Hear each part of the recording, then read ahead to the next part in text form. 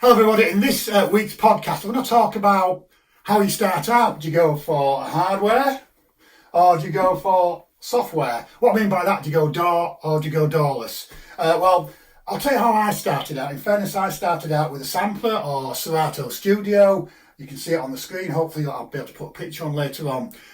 Because you had to rent it. It was only £9 a month. And you put it on a laptop or you put it on a MacBook. And you've got speakers in your MacBook, you can plug earphones in and you're ready to go. You don't even have to buy speakers, even though they're only about £150. And you're ready to literally to go. Now with Serato Studio, the reason why I chose that is because I used to do a bit of DJing and it's very similar software. I'm not sponsored by anybody at all or Serato Studio. It's just about my journey, and I still sometimes use this software to record because it's very, very flexible. I'll just give you a quick demonstration of this very quickly because it's just a sampler. You can just actually drop a sample in there. Hopefully you can drop, if I go into my library somewhere, audio samples, just drop some sort of sample in there and then just drag it across there. And you've got the start of the sound, you've got the start of some music there. It also, let me just play that. It also comes with a drum machine as well, which I'll just add a drum sample on there. If I can find one here that's going to be good. So just to add some drums in there if you wanted.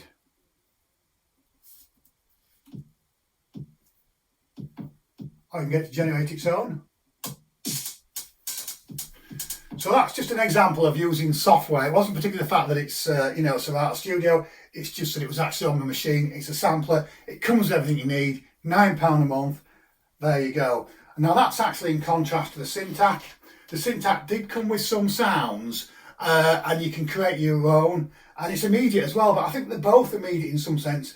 Now when I was selling car brake pads for a living, I used to take my laptop with me, plug my earphones in and create music as well. I also used to use a system called FL Studio or a DAW called FL Studio, so I'll just give you a screenshot of that as well. Just get rid of that.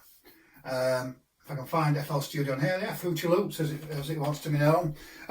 So we're still looking at the software side of things, but this is just going to be Fruity Loops and the system I actually use. If I actually load it, I've not used it for quite a long time. Oh, there you go. So you can just see there, that's actually FL Studio, Fruity Loops, etc.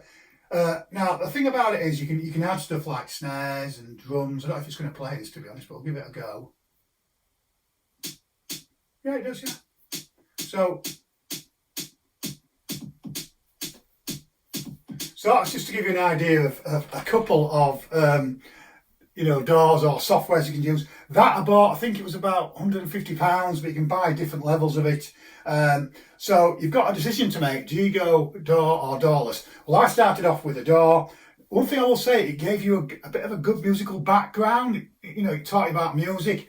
And the thing about FL Studio and both Serato Studio, they come with plugins. And plugins are what are called virtual instruments, VSTs.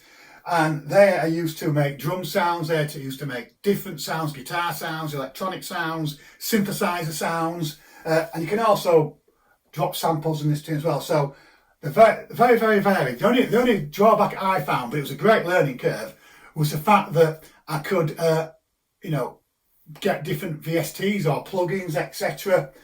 To use and then try them out for free and see whether I like them at all.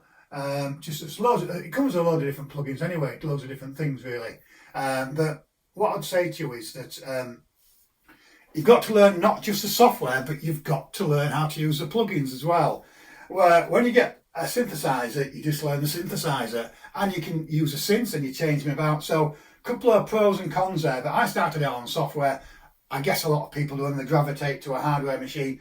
There's various different types of hardware machine out there that you can use to start making music. And it's making music doesn't have to be complicated. It doesn't have to be too hard. The other thing I want to talk to you about, I'll just move some out of the way, is that you can buy what they call groove boxes. I guess this is a groove box.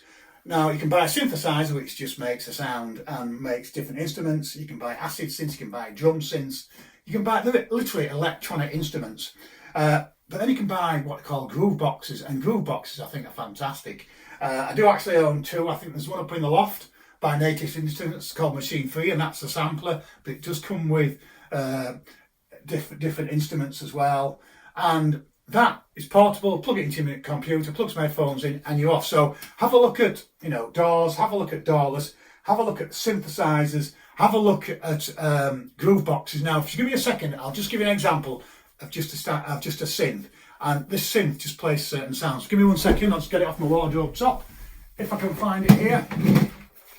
And hopefully you can see. So that is my TD3, my acid machine, and you can connect these two together, and this just plays acid sounds or bass sounds. It's not a groove box, it's a synthesizer. And what a lot of people do is connect all these up together. But I thought to give you an example. Now this is the syntax, an absolute, you know, it's just an absolute groove box really, and you can plug it into certainly different DAWs as well. Not to complicate things, but I record this in these. So the question is, do you go DAW or do you go DAWless? Well, I say my view is I started off with software because it was cheap. It was a cheap way to enter, because I never knew if I liked it. I never knew whether I was going to waste money, or, you know, some people spend £2,000 or £3,000 on synthesizers, on hardware synthesizers. Where working with software, you know, you can start gently. It's portable. Put it on your knee. You know, sit in the room and do it. You can do loads of different things. So what my final advice to you is just watch YouTube. There's loads of YouTube videos on, you know, on what to you know, where to start from, where to watch. But you soon get into your own way of doing things. You soon get into your own mode. I mean, my first synthesizer was a Digitone, which only had 4 tracks. This has 12 individual tracks. From the Digitone, I got the Syntact. I've had a analog rhythm, or however you pronounce it. And I've still got the 3 softwares, because once you buy them, you buy them. In some cases, you can rent them. So I hope that gives you an indication of what you can do. But I would certainly start with software if you can. The other thing I'll say to you very quickly is you can also have a groove box, but you can also buy different samplers. In other words, you've seen, you know, Serato Studio sampler. You can buy samplers such as a Digitact, and I think Digitact's very cheap, maybe about £400 sometimes. That's a groove box. Everything you want, plug it in, and you can get going. So the question is it DAW or DAWs? I'd love to hear your thoughts. I'd love to hear your comments about it.